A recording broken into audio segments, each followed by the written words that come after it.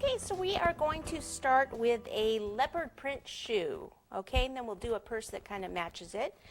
What I want to do is just take some fondant here. Most of these cookies are going to be done, well actually they're all going to be done with rolled fondant. I will tell you though, some of these could be done with royal icing also, and I'll kind of go over that on the ones that you could switch out the royal icing. Okay, so I've just got some white fondant here. I've kneaded it up. You always need to make sure you knead it up and get that elasticity going in it.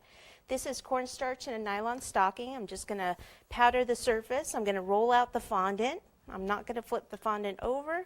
Make sure that it's not sticking at all. If it starts to stick a little bit, take a little bit more cornstarch.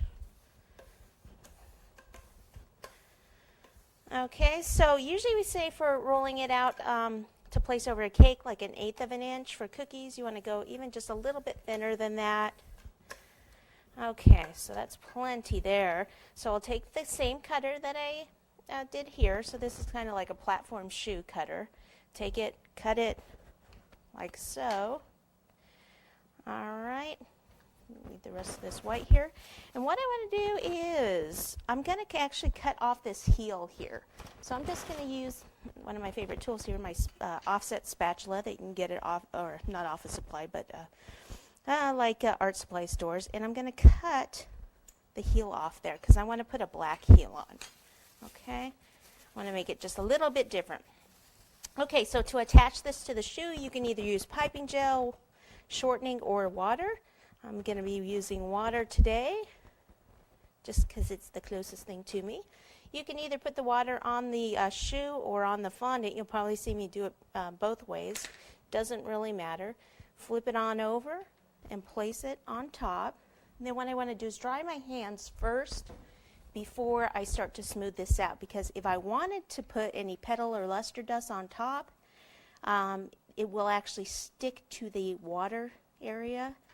Okay, now what I'm doing is just kind of moving this out a little bit. So on this, either the cookie did spread a little bit more than usual, or this might be a different cookie cutter that I use, because I have several of these. These are all handmade, these copper cutters. I have several of them for class use, so if I didn't use the same cutter, it could be slightly off. Like it could be, this one could be a little wider than, or this one would be a little thinner actually than this one was. But if you only have the one cutter at home, that's not going to happen to you. But see, all you have to do is kind of just spread it out a little bit. Okay, and that's about good down there at the base. Okay, so now I want to go ahead and roll out some of the black fondant so that I could do the little heel there. So black fondant, knead it up a little, roll it out. Make sure you don't get any cornstarch on top because that'll leave marks. Okay, so I can make sure it moves, use the same cutter. Cut like so. Whoops. Flip it back over and then cut about the same angle that I did there. This time I'm actually just going to put a little water here on the cookie.